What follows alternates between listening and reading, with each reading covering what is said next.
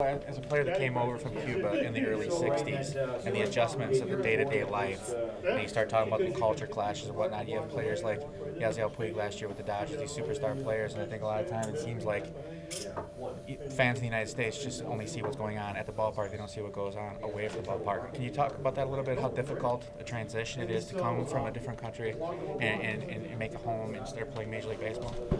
Well, it's a big difference.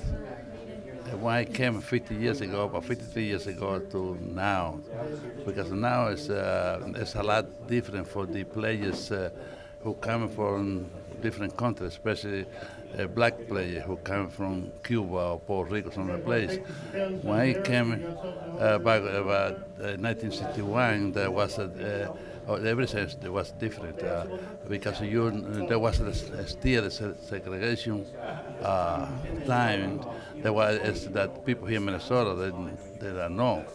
They never noticed that too much. But if you come from Cuba, you go to Florida, you have to stay in different hotel, different house, eat in different restaurants. Everything it was a little bit very tough, a little bit tough to make that kind of adjustment from one place to another place. The place now when they come here, it's a little bit different. And weeks, the kid who played for the Dodgers last year, was a lot easier for him, was tough because they give him a big bonus and right away he went to the big league. I started playing the big league. I had to make that adjustment from playing Cuban league to play in the big league. But he only played about maybe a month or two in the minor league here before he went to the big league. I'm so glad that he did it so well, so good. And the people, sometimes they have to remember that he was 22, 23 years old when he came from Cuba. He was driving in Cuba. I know he have some problem here driving. He's driving a little bit faster, a little bit too fast. I wish to have a time to meet him and have a chance to talk to him, to give him some advice about the adjustment they have to make here in America compared with the adjustment he make in Cuba. I think if I was able to talk to him and be a little bit friend for him, maybe he can listen to me because I went through that. But I never have a chance to drive it after I was 4 years here in the United States. Yeah. I don't have the money to drive a car. Yeah, I don't have any idea how to drive the car even in those days. I hope he slow down, and because the otherwise he will get hurt, or they will put him in jail. It's ugly, I think, if he had to go to jail. So you talk about that a little bit. You said how it's different now than it was when you first came up and whatnot. But do you think, you hear about some of these markets, New York, Philadelphia, Chicago. Do you think it was a little easier, like with the idea of Minnesota nice, the adjustment here with the people here as opposed to one of the major markets? Oh, no question about. You see, before I get here, I played a couple of years in the minor league. You see, but it's in a small town and stay one family and get adjusted a little bit before I get here. But it's a big difference here in Minnesota when I LA. Minnesota, the people is more relaxed, they're more friendly, and I think in Minnesota, if you get here, you get to know the people here. It's like a big family. You can ask questions to any time, the day or night, to people, and they're willing to talk to you and give you advice. And it's a big difference. Minnesota is all different from the other state or city. They are no. So what do you think recently they've announced with the policy on Cuban national players going and playing in foreign major leagues, but not Major League Baseball? Or do you look at that as progress, or do you look at that as still, well, they're letting them go play, but they still can't come to the United States without having that be an issue? I think anything they do go be a progress, because right now they don't be able to do anything. It's gonna be so beautiful someday to be able to be free, to sign and come here and play. We can go over there and play. Like this is the way everybody want it. This is the way they want it.